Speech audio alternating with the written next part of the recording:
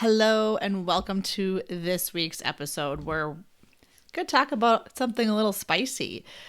Are you feeling dizzy when you stand up? Do you have heart palpitations that have been dismissed? Perhaps you're told it's just anxiety. What if I told you the missing link might be, drumroll, your hormones? If you're a woman with POTS or maybe even mysterious fatigue, racing heart, palpitations, brain fog, this video could completely change the way that you see your symptoms, your bodies. POTS is not just a heart or a blood pressure issue. There is a hormone correlation to this, and it is extremely overlooked in women. I've, to the date, helped hundreds of women go through this and decode symptoms that are dismissed or mysterious or misdiagnosed as everything's fine or it's stress or your age or whatever the insert thing you've been told is. And today I'm going to break down this often misconnection between POTS and hormones so you can take your health back into your own hands. So let's dive in. POTS is a form of dysautonomia, which means that the automatic nervous system in your body, the part which controls functions like your heart racing, things you don't really have to think about, blood pressure, digestion, temperature regulation, you're not thinking about it. That part isn't working properly. And it is a hallmark feature, we call it, of a heart rate that jumps up 30 beats per minute or that goes above 120 beats per minute, okay, within 10 minutes of standing without a drop of blood pressure. So there's testing to be done to this, right? But it's more than just that. For those of you that have POTS or think you have POTS or you're not sure if you have it, you know it's more than just a fast heart rate. Some other symptoms that are correlated with this: lightheadedness or fainting when standing, brain fog, fatigue, like you're resting, you're sleeping, you're doing all the things, and you are still fatigued, nausea, bloating, headaches or even migraines, heat intolerance, like you just can't handle the heat, like you do not do well in heat, anxiety, panic-like symptoms or panic attacks maybe even that you're having, palpitations, shortness of breath, or even some chest discomfort. You might even actually have some pressure discomfort feeling with it too. Exercise intolerance. Perhaps you've even completely stopped exercising because of this, or you totally crash and tank after you exercise. So it truly is really commonly diagnosed in young to midlife women and mislabeled, dismiss. You're given anxiety, panic disorder, depression, what have you. So why are hormones the missing link, Tara? Tell me more about that, right? Like you're probably questioning this right now. My doctor's never said that. I've never been told that. Well, most doctors just don't put that connection in there with it. But for women, like think about how many men you know with POTS. How many? Maybe there's some out there. I'm not saying there's not, but think of how many more women there are, right? It's just a crucial oversight. We know already, and if you know me, you know that I talk all about how women's healthcare is dismissed. There's so much medical gaslighting in women's healthcare, but your nervous system is very tightly regulated by your hormones. This is not some like new thing. It fluctuates with estrogen, progesterone, cortisol. All of these things are impacted on how your body like withstands stress, standing, movement. So why would hormones not play? Like, why would that not be a thing that they think about? I don't have the answer to that, but let's talk about it. So estrogen, what does estrogen do in your body?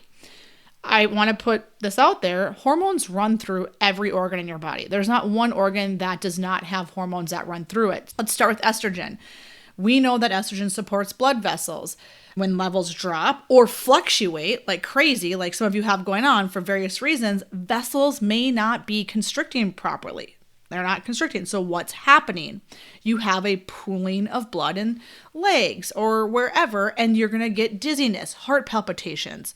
We also know that estrogen affects histamine. And I'm going to do I'm going to bring on a guest, a very cool guest, to do an episode with me on mast cell activation, histamine, lots of things to come. But estrogen also affects histamine. And many POTS patients have mast cell activation symptoms too. And a lot of you know this because you've done the research. So I just want to validate that you're onto something if you've seen these things correlate in your research. Next, let's talk about progesterone. This is the calming hormone typically. That's what its job is. It supports GABA receptors in the brain. When it is low, or again fluctuating, especially in the luteal phase, before the period starts or postpartum, we see an increase in anxiety, palpitations, we're not sleeping, we don't have good ability to cope with stress going on. Let's talk about our stress hormone, cortisol, our best friend. So super essential for maintaining blood pressure, energy, things like that. And in POTS patients, cortisol is either too high or too low. Like it's pretty dramatic in those patients. And this can affect things like your oomph and your get up and go and that stamina, your immune function, your ability to cope with physical activity or emotional resilience or emotional stress, right? Because your cortisol is kind of all over the place. So when POTS symptoms flare the most, when do we see this happen? If you're a patient, you know the answer to this already. Your symptoms don't stay consistent. You don't know. You have no clue what's going to trigger that. Maybe you do have some indication, but it's hard to regulate that. And there's reasons for this. And that's because hormones fluctuate throughout your cycle or life, right? An illness, a traumatic event happens, a stressful day at work, or again, if you're like working out diligently and you crash after that. These things like amplify POTS symptoms. And perimenopause is a time we see this happen a lot too. And that's when estrogen and progesterone are swinging wildly the way it is. They're just kind of all over the place. And that causes surges and things like hot flushes, anxiety, mood changes, palpitations, sleep disruption. And many women start to experience heightened POTS symptoms during this time too, or for the first time ever, postpartum. And this is because hormones are crashing, fluid shifts are happening, your blood volume is lowest after birth. Combine that with, sleep deprivation, physical recovery from a pretty physical situation. You have a perfect storm for POT flares. Luteal phase, so that's that second half post-ovulation. I even see it during ovulation activate, let alone post-ovulation, and that's because progesterone's dropping, and women will feel that. We're more irritable, we're dizzy, again, anxious, mood stuff. Think PMDD symptoms. And for women with POTS, you're suffering. This phase can be draining. This is when we're seeing a lot of these symptoms flare. Again, ovulation, like I said, and that's because estrogen surges, and that surge can cause this histamine or vasodilation situation to happen. So some women will have migraines and nausea, palpitations, dizziness around ovulation too. POTS, I do feel, is greatly correlated to autoimmune conditions, especially my bestie, endometriosis. I don't know that I've seen, this is a clinical correlation, okay? So we need some research on that, but every POTS patient that I've seen in clinic has endometriosis. It does not rarely just occur. You don't just usually have just POTS or something more autoimmune going on as well. And many women with POTS are diagnosed with this too, but we see, again, it's brushed off, right? So endometriosis, you think about it, you're sharing. There's inflammatory pathways going on in both of these. You're estrogen dominant, many of you. You have immune activation things going on as well. We'll see fibromyalgia. That is endometriosis in my eyes. Hashimoto's, thyroiditis. So again, thyroid, it's dysfunction, it's autoimmune, fatigue, cold intolerance, brain fog. I see a link with these patients. Lupus, rheumatoid arthritis, again, mast cell activation patients, huge correlation with that. There's an overlap of these symptoms with these diseases too. There's also a huge misdiagnoses in all of the above that I just listed too. So it's really important if you've been diagnosed with one to get screened for the others. What can you do? If you have POTS, you've been told to eat more salt. So let's talk about it. Salt and fluid support, they're great. Looking at 3,000 to 5,000 milligrams of sodium per day. I like electrolyte drinks, getting your water in. 2 to 3 liters of water with those electrolytes. I love LMNT, some of those low sugar, non-salt ocean water tasting ones. Compression garments to your lower limbs, right? Get morning sunlight. That sounds really goofy and weird, but really what we're trying to do is reset your cortisol pattern and getting 30 minutes of sunshine within 30 minutes of waking up, eating within an hour of waking up, protein first to help start stabilizing your blood sugar. So all of the blood sugar stabilizing things. You can add adaptogens. We love in our practice low dose naltrexone, products with ashwagandha, rhodiola, holy basil. Always be talking to your healthcare provider before adding anything. getting some diagnoses. Do you have other hormone things going on in addition to just POTS? And what can you do to regulate those other diagnoses? Hormone testing, right? That's where that comes into play. See somebody who practices, we'll just call it functional medicine. Get your estrogen, progesterone levels, DHEA, cortisol levels. Get some progesterone support, especially in that luteal phase.